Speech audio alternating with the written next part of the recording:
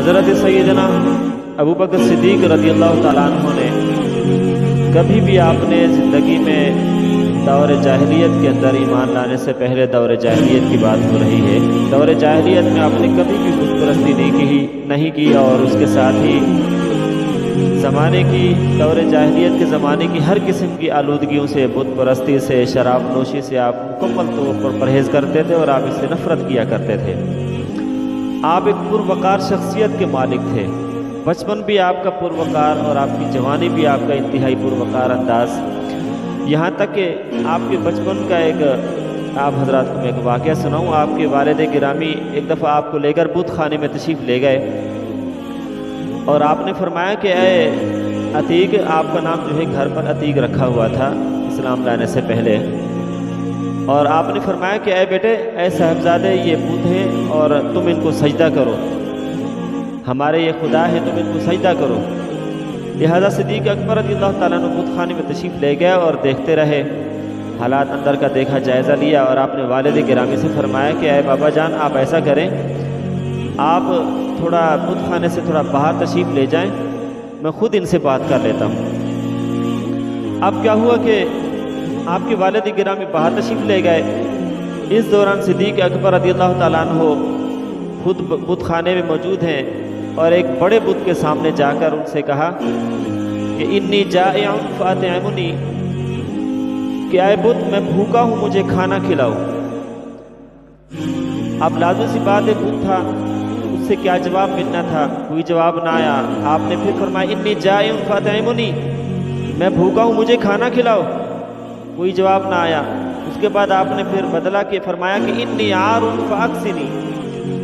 میں ننگا ہوں، بے لباس ہوں، مجھے لباس دو، اب بھی کوئی جواب نہ آیا۔ آپ جلال میں آئے اور فوراً اس سے کہا فَإِن كُنْتَ إِلَٰهًا فَامْنَعْ نَفْسَكَ، اگر تو خدا ہے تو اپنے آپ کو مجھ سے بچا لے۔ اور آپ نے یہ الفاظ ارشاد فرمائے اور فوراً قریب ہی ایک پتھر پڑا ہوا تھا اور آپ نے وہ پتھر اٹھایا اور ان بتوں کو دے مارا، ایک بت کے سر پر جا کر لگا یہ پتھر، بت زمین سے زوردار گرجدار آواز کے ساتھ زمین پر گرا اور آپ کے والد گرامی حضرت قحافہ باہر تشریف فرما تھے اور فوراً جو ہے آواز سن کر اندر بھاگے، دیکھا تو بیٹا یہ کیا کر دیا آپ نے؟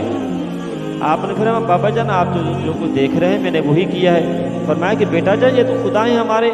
میں آپ سے پہلے ہی بول کر گیا تھا کہ آپ نے ان کا ادب احترام کا خوب احترام کرنا ہے، یہ آپ نے کیا کر دیا ہے؟ آپ نے تو خیال رکھنا تھا، ان کا احترام کرنا تھا۔ آپ نے فرمایا بابا جان، بات یہ ہے کہ جو خدا ہو اس سے میں نے کھانا مانگا اور ان سے میں نے کپڑا مانگا، یہاں تک کہ انہوں نے کوئی جواب نہ دیا۔ پھر میں نے ان سے کہا کہ فَإِن كُنْتَ إِلَٰهًا فَامْنَعْ نَفْسَكَ، اگر تم خدا ہو تو پھر اپنے آپ کو بچا لو۔ انہوں نے پھر بھی کوئی کارروائی نہ کی، تو لہٰذا مجھے جو سمجھ میں آئی، تو جو خدا جو ہے نہ کھانا دے سکتے ہیں، نہ لباس دے سکتے ہیں، نہ اپنے آپ کو بچا سکتے ہیں، پتہ وہ کیسے خدا ہو سکتے ہیں؟ ایسے بت، ایسے خدا ہرگز خدا نہیں ہو سکتے ہیں، عبادت کے لائق نہیں ہو سکتے ہیں۔ المختصر قصہ، حضرت ابو قحافہ جو ہے یہاں سے اپنے صاحبزادے کو لے کر چلے گئے اور آپ کی والدہ ماجدہ کے پاس جا کر یہ سارے کا سارا یہ ماجرا سنوایا۔ حضرت آپ کی والدہ کا نام حضرت سلمہ تھا اور آپ کی کنیت ام الخیر تھی، تو آپ رضی اللہ تعالیٰ عنہ سے جا کر کہا، اور سیدنا صدیق اکبر رضی اللہ تعالیٰ عنہ کے والد گرامی سے پہلے یہ ایمان لا چکی تھی۔ آپ کی والدہ محترمہ نے فرمایا کہ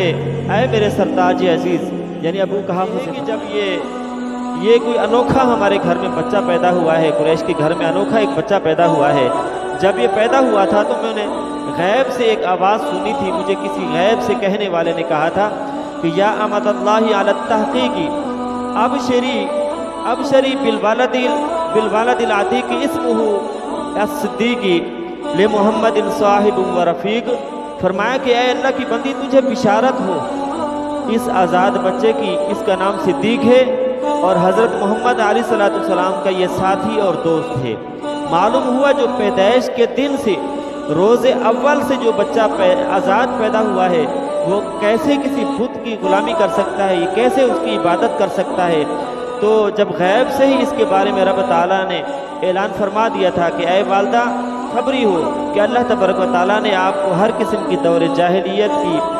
جو آلودگیوں سے پاک اور آزاد آپ کو بیٹا عطا فرمائے جس کا نام صدیق ہے یعنی عتیق ہے،